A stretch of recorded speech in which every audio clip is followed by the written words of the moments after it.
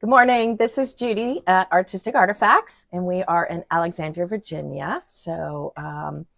We are getting ready for another wonderful day that is Creative Quest. We have start on a Friday and a Saturday, and we have kind of demos, people coming in and being able to stitch or do some woodblock printing. So today that is, we're here until 4. So if you live close enough to come by, please do. The store in-store purchases are 15% off. And with the exception of classes, gift cards, machines, those little legalese. But anyway, lots of other options at a discounted price. So we do this once a year. We generally try to do it over a 3-day weekend, but it's usually always in October. We wish you could come with us. So the other announcement I have for those of you who can make it is Finnabar is coming next week. We're very, very excited. This will be the first time that she's teaching here, so we just are really psyched about it. There are a few seats in most all of her classes. She actually provides the kits, and so we purchased a couple extra kits in case anybody found time on their hands and wanted to slip into a class. So we have that as an option for you. You can just register online and come. It's a great opportunity. She's really, people have raved about her. I don't know if you heard Seth. Seth has taken a class from her. And so she gets great reviews. So we're really excited about having her. And we have bought a bunch of her product. We are going to have a whole rack of Finnabar. That is a big surprise, and we can't wait to do a box opening and get it all set up for you. That will be here and available for you next weekend. So we're totally psyched about that. We've added some new mixed media products to the line. We've got lots of good mornings, I can't wait for the classes next week. Great. Yeah. So. Yep. Awesome. And of course, the sewing side of the business is always here. And we have been really excited about the number of BERNINA owners that we have welcomed into the community too. So we got a lot of bases to cover, and we love the combination and the interaction of all our customers. So thank you for that. All right. So today, we are going to make some prayer flags, and I just I don't know, for a lot of people, I can donate money, but I also feel helpless that I can't reach out to the people around the world that are going through some disasters. So I thought, okay, well, we'll just send our wishes on a prayer flag and hang them. There's a tree, we'll hang them around the store. So this was my way of reaching out and just saying, hello, we're thinking of you. So this is we're going to use a gel plate. We're going to use wood blocks, and we're going to use a sewing machine. So we got all the tools here. Mixed media. Mixed media, the way to go. I will tell you, I did 2 different materials. So we have some duck cloth, and that's what these are. And I use this in my Italy book. When you go travel with me to Italy, which we're taking reservations for that now. Oh, by the way. And it didn't give me the clarity of print that I wanted. So then I gessoed it, which, okay, that's an extra step that I really didn't want to do, but it gave me more of what I wanted. So I was like, okay, maybe I'm using the wrong materials. Not that these are going to go anywhere. I'm going to use them. There'll be another book. There'll be little needle stitch books or another book. Exactly. And, so they're a little heavy. So I thought, okay, let's go back to our fabulous Avalon muslin. So this is a 200 count muslin. It's very, very inexpensive. And it gave me the prints that I wanted. So this is jelly plate print with a stencil. And so it's still going to move, and I didn't have to gesso it. So one step taken away. Hurrah. And as you can see, it's really easy to get addicted to this. And sometimes I just print and I'm not quite sure what I'm going to do with it. But it's going to be really cool. So that's why I started out with the canvas, but I switched to the Nature's Way, and it's an unbleached muslin, and it's absolutely awesome to use. I have just a little plate that's an 8x10. You can use any size you want. These are, you can actually make gel plates with Knox gelatin by cutting the water in half. They will eventually disintegrate and may give you some different textures. But now we've gone to these chemically made gel plates that last for, I mean, this one just gets used and used and used. So they're by Gel Press. Gel Press. So this has been a lot of fun. So what happens is I can use it, and I work with stencils like this. So when and I do use a stencil, I like to use stencils that are bigger than the plate that I'm using. And I can kind of show you, you'll get it. See, I'll have a lot of paint around here, which is okay, but I just like that this comes off the edge. And then I don't do this unless I want to, but most of the time I throw it down there sideways. So to give some dimension. So then we have Artistic Artifacts fluid paints that come in red, yellow, blue. So there's 6 there. There's white and black, and there's 3 metallics. So that is all around. The idea of the fluid paints is so that they flow. And I mix my paint right on my gel press. And I generally mix 2 colors. And as you can see, I'm not putting them on a paper plate. I'm not putting them anywhere else. I'm going to mix them right on my plate. And I just love what it does. It's so random. And my brayer, can you hear my brayer? My brayer is rolling, not sliding. If my brayer is sliding, that means I have too much paint on there. All right, so here we go. Let's go. This is a second layer. I usually like to put more than 1 layer of paint on anything I'm doing. All right, and so this is kind of the magic part. I can rub here.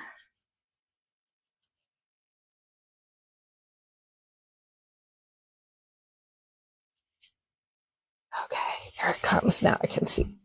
So I actually can see the paint coming through onto my backside. And there we go. So usually more than 1 layer is good. So it adds a little bit more interest. It gets some more pattern going. And then I'm going to take the stencil off. And I'm going to go again, press again. So now I'm getting the pattern that's underneath the stencil. So before I got the cutouts. Now I'm getting the part that was hidden. There we go. It's fun. And you never, you do have kind of a plan, but you're never quite sure. Good morning, Pat. Hi, Pat. Pat Mom. Pat Mom. Amy's here today, Mom. You might want to come. So I don't worry about this on the sides. I just keep going because my fabric is less than my plate is, but I don't worry about that. I don't clean it off in between it. There's actually a really cool book out that's talking about using a gel press to print. And one of the things that I learned that is so awesomely cool is I can do layers and layers, and I don't clean my plates in between. I don't clean my wood blocks in between because I like that patina that happens. So at the end of the day, when I'm done, I actually take a white fluid paint that I have. I put it all over the plate. I put 1 piece of fabric down, and what happens is that cleans my plate for me. It dries on the paint, and you peel it back, and it gives it a little bit of a different texture. I don't know if you can tell, but it's different than this texture. And it's really, really cool. We were doing this in Italy to get our fresco finish, Italian pieces that it just had that beautiful piece of texture on it that looked like faux painting on the walls. So it was really great. So now acrylic paints dry really quickly. This one was done yesterday. So the next thing I'm going to add to this is I'm going to put I have to leave a little bit of room here because that's about as and then, so I have room to put a bird, a heart, anything. And I'm going to do that with a wood block. So here's one we've already done with the hand. And so we'll use that, but could do one here. So when you're woodblock printing, I like the bird. The bird seems to be popular. Let's see. You make a blue bird. I use thicker paints. So these are 2-ounce Artistic Artifacts paints. And so they are not as fluid. They're more pudding-like. And they come in multiple colors. They come in colors. They come in transparent, opaque, and metallic. So, yes, different colors. And they're all these 2-ounce pieces. Then I use this high-tech sponge that is usually a dollar store sponge that's all cut up. And I'm going to dab. You don't use a brayer. You don't do this because what I'm doing in effect is taking the paint off. I have to dab. Christine, the name of the paint is the Artistic Artifacts Textile Paint. And when you go to that on the website, I'll put the link in when we're finished. But when you go to that, you'll see the fluid and the other options. Okay, so here's this. I'm going to put my weight on it. I have a foam mat, my fabric, my block that has paint on it. Now, because the block is solid and is not going to give, you always need your surface to give. So whenever it's a combination of making sure you have the mat, making sure you have enough paint on your block, which just takes a little bit of practice, and then you have the bird.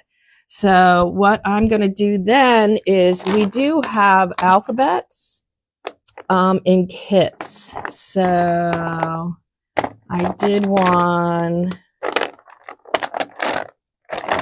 Let's see. I didn't get this out ahead of time. Sorry. That's a Q. O. There's your O. How about an E? E. Oh, there's an F. There's an E. Okay. So I'm going to do this in orange.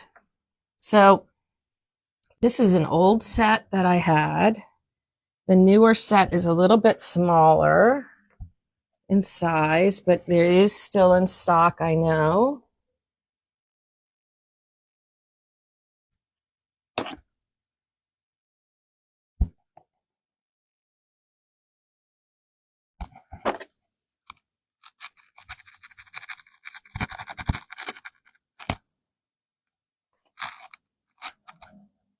There we go.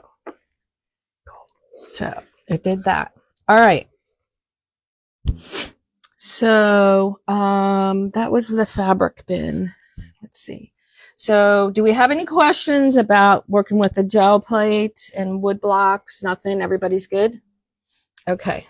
So the next thing, I know everybody has scraps because I know for heaven's sake we have scraps. So I like all these strips, which Chris especially knows that I like these strips. So I always get all of hers. I see lots of my quilts in there. You do. Oh, Dawn says she's been using a brayer, so she's glad to get the advice about the sponge. I don't think the brayers work. I think it takes too much of the paint off. But All right. So all I'm going to do is I'm going to do a straight stitch. I'm on a BERNINA, very basic machine. So have a great straight stitch. And I am just going to sew these on. You can see I measured very nicely and accurately. I called them funky fringe. Funky fringe, that would be accurate. And I just very carefully place them, not here. Are you just using regular weight thread, 50 weight, or? I am using 50 weight thread. Like a designer or any of that will work. Okay. Yeah.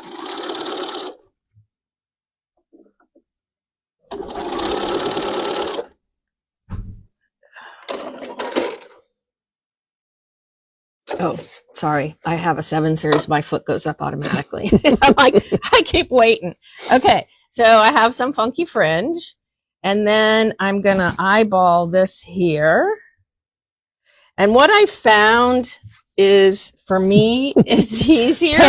Penny says I bought a lot of these items years ago. I better start using them. Penny, get them out. Yep, for sure. All right. So I found some big, chunky sari silk, and I'm going to give myself a little bit of room here. So now it's easier to go, and I can sew. So I have about that much. And there's a question, if they don't sew, could they glue these to the fringe on? Sure. And you know, you could put a little bit of glue. Yeah, I would say I wouldn't use a glue stick, but I would use a sturdy glue. Sure. Oops, I just broke that thread. Never fails. Never fails. Okay. I don't like putting my thread on that spool. I generally run it differently, but I couldn't find a spool cap. I don't know where our stuff goes all the time. All right. So even a 4 series has a threader that is just awesome.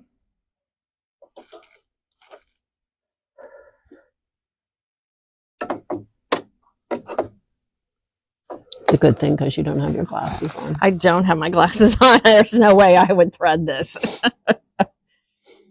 All right. So, and I'm just so precise in how I do things here.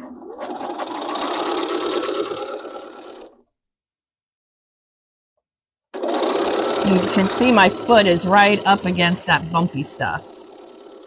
And you're just using your one. Yeah. Just have my 1 foot. Oh, still, it's my own 1 foot. So see, now it's better when I put it on here because I can slide it. When you don't have to thread it through. Get through. Yeah, you don't have to thread it. And I can also add, you know, some other extra strings and some other silks and stuff, because the whole idea is that it's going to flutter in the wind. It's a friend of mine just went on a trip to Bhutan, and they had these fabulous prayer flags in the really stiff breeze flying, and they were just everywhere. So there's the beginning.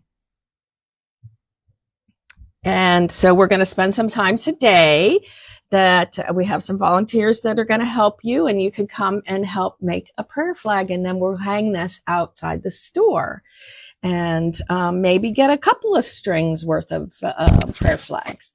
So it's easy. It's very quick. You can stop at 1, maybe, but maybe you need to make more, and hang it in your room and do something on there. Maybe put courage on there, or create art or something to help. Yeah, the positive affirmations is really what it is. This is what it is. And sometimes I still carry around a card that was, I think, oh boy, had to have been 20 years ago. Somebody had handed it to me right at the beginning of my business, and it said, "Why not?"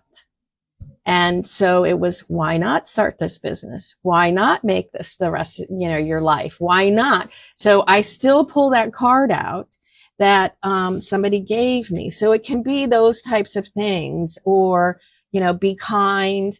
all those things. But words, I think, are helpful to remind us to be kind and to be caring and to remember we share this world with a lot of people. So Catherine is going to use the snowflakes blocks to make a Christmas prayer flag.